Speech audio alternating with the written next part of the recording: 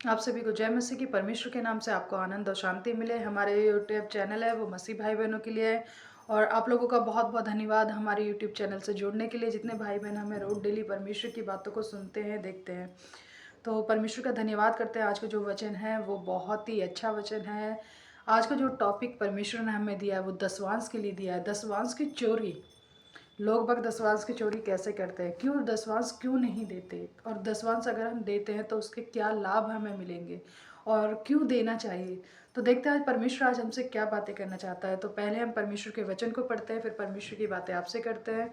तो कुछ हम अलग अलग पुस्तकों में से पढ़ेंगे आज परमेश्वर के वचन को। तो पहले हम मलाकी की पुस्तक पढ़ेंगे, उसका 3रा अध्याय, उसका 10वां वचन और 10वें वचन को पहले हम पढ़ते देखते हैं और परमेश्वर हमसे क्या बातें करना चाहता है। तो 10वें वचन में कुछ ऐसा लिखा है, सारे दसवांश भंडार में ले आओ कि मेरे भवन में भोजन वस्तु रहे, और सेनाओं का यहोवा यह कहता है कि ऐसा करके मुझे परखो कि मैं आकाश के झरोखे तुम्हारे लिए खोल कर तुम्हारे ऊपर अपरंपार की वर्षा करता हूँ कि नहीं। हालेलुया, परमेश्वर की महिमा हो। परमेश्वर ने पहले तो आपको बोला है कि मुझे परख के देख, क्या मैं अकरमपार वर्षा तुम्हारे ऊपर आशीषों की करता हूँ या नहीं। लेकिन उससे पहले क्या कि तुम अपने सारे दसवांश परमेश्वर के भंडार में ले आओ, ताकि परमेश्वर के भवन में किसी चीज़ की, किसी वस्तु की, खाने पीने की कमी ना हो। इसका मतलब ये नहीं कि परमेश्वर आपसे अपने लिए दसवांश मांग रहा, नहीं। परमेश्वर आपके विश्वास को परख रहा है। क्या जो परमेश्वर ने आपके जीवन में उस प्रॉपर्टी को, क्या उस जॉब को, क्या उस पोजीशन को जो अगर परमेश्वर ने अगर आपको दी है, तो क्या आप उसका हक परमेश्वर का दोगे? क्योंकि पहला अधिकार तो परमेश्वर का है, क्योंकि परमेश्वर ने वही चीज़ आपको दी है।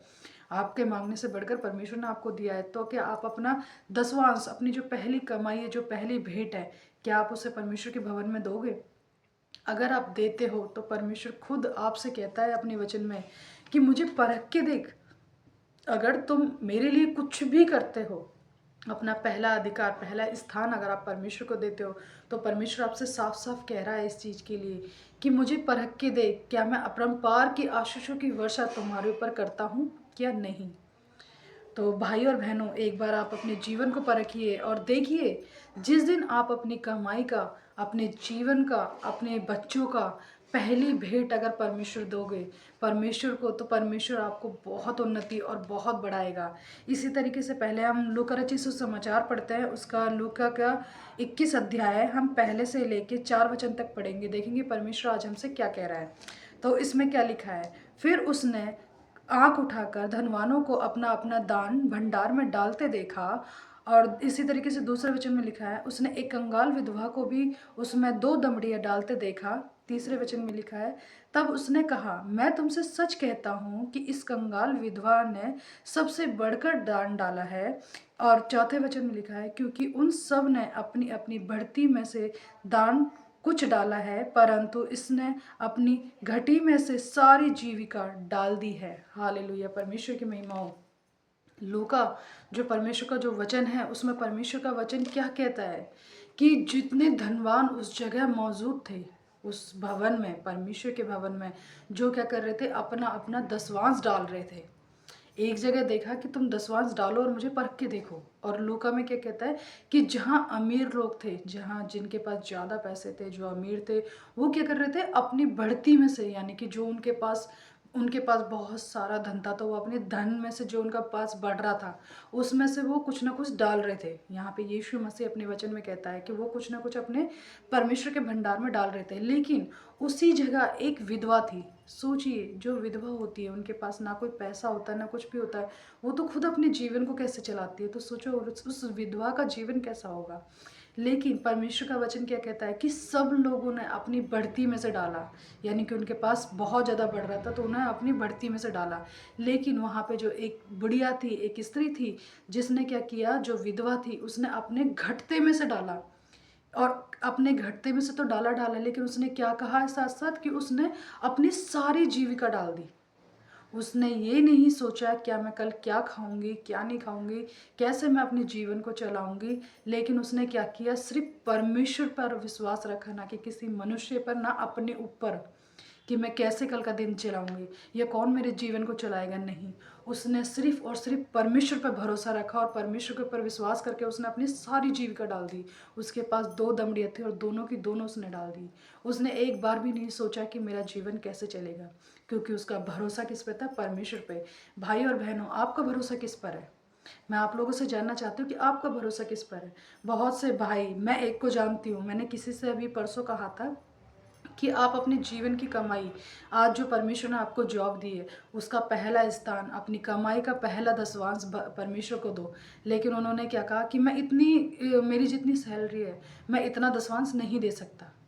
इसे कहते हैं दसवांश की चोरी। अगर परमेश्वर ने आपको दिया है तो आप क्यों सोच रहे हो उस चीज़ के लिए कि कल का जीवन मेरा कैसे चलेगा, कल मेरे बच्चे कैसे खाएंगे, कल मेरा घर कैसे चलेगा? नहीं सोचो। आपके लिए भी, अगर आप मेरी वीडियो को देखते हो तो मैं आप लोगों को बहुत धन्यवाद करती हूँ और मैं आपसे चाहती हूँ कि अगर आप इस वचन को पढ़ते हो, अगर परमेश्वर के वचनों को पढ़ते हो, तो जानिए, आप उस विधवा से पहचानिए कि उसका जीवन कैसे था।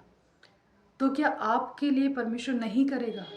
जिस दिन आप अपनी कमाई का दसवांश दोगे, कोई नहीं, चाहे वो दसवांश कितना भी हो, अगर परमेश्वर ने दिया है तो परमेश्वर उसे बढ़ाएगा, घटाएगा नहीं। तो आपको ये नहीं सोचना कि कल का जीवन मेरा कैसा होगा।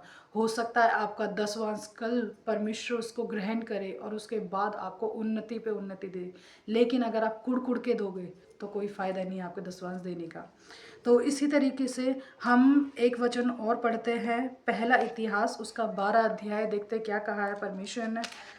सॉरी, 29 अध्याय उसका 12 वचन को देखते हैं परमेश्वर क्या कहना चाहता है। तो 12 वचन में लिखा है, धन और महिमा तेरी ओर से मिलती है और तू सबों के ऊपर प्रभुता करता है। सामर्थ और पराक्रम तेरे ही हाथ में है और सब लोगों को बढ़ाना और बल देना तेरे ही हाथ में है। हालेलुया, परमेश्वर की महिमा हो। भाई और बहनों, परमेश्वर का वचन आपसे कहता है, मैं नहीं कहती, परमेश्वर का वचन कहता है। परमेश्वर का जो ये पवित्र वचन है, इसमें साफ साफ लिखा है, मैं कुछ नहीं होती। परमेश्वर क्या कहता है कि धन और महिमा, सोचिए भाई और बहनों, धन, आपकी संपत्ति, आपका धन और आपकी महिमा, यानी कि आपका नाम, अपना आपका अच्छा नाम कौन देने की ताकत रखता है? हमारा परमेश्वर यहोवा। उसने आपसे कहा है धन और महिमा तेरी ओर से मिलती है।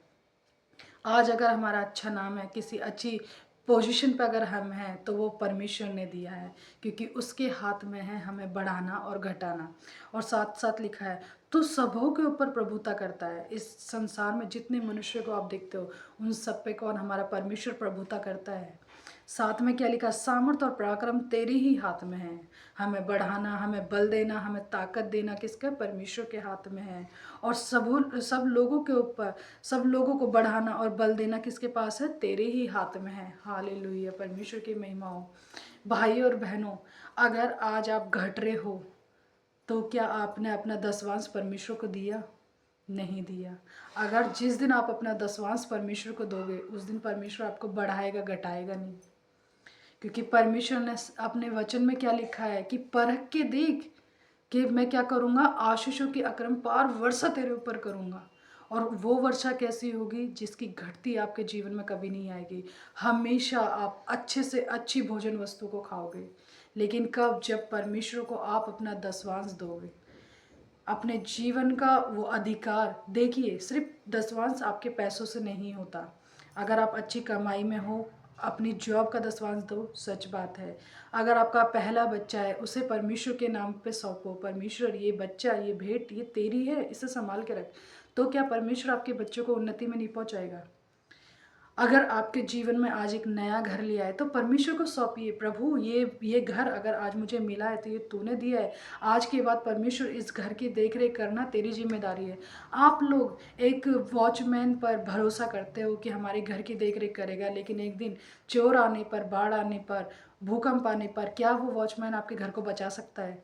नहीं बचा सकता। लेकिन भाई और बहनों, जिस दिन आप अपने घर को भी परमेश्वर के हाथों में सौंप दोगे, तो उससे अच्छा वॉचमैन कोई नहीं मिलेगा आपके जीवन में। क्योंकि परमेश्वर जब हमारे घर को बचाता है तो कोई नहीं है उसे गिराने वाला।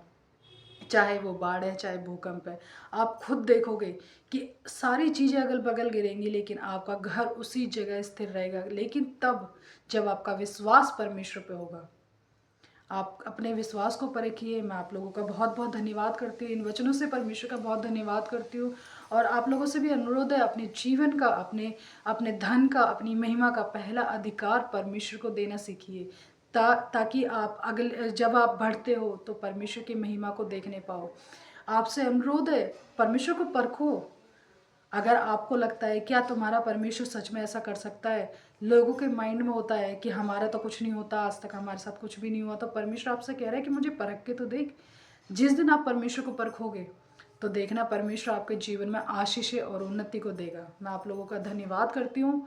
आप लोगों ने हमारी वीडियो को देखा, सुना, आपका बहुत बहुत धन्यवाद करती हूँ। आप लोगों को हमारी वीडियो पसंद आए तो लाइक करें, सब्सक्राइब करें और हमारे चैनल को आगे बढ़ाएं, शेयर करें। आप लोगों का बहुत बहुत धन्यवाद। इन वचनों के द्वारा परमेश्वर आपको बहुत आशीष दे, बहुत उन्नति दे। आपके घर में, आपके परिवार में, आपके बच्चों पर परमेश्वर अपनी आशीषों की बारिश करता जाए। आप लोगों का धन्यवाद करते हैं। आपको जय मसीह की, परमेश्वर के नाम से आपको आनंद और शांति मिले।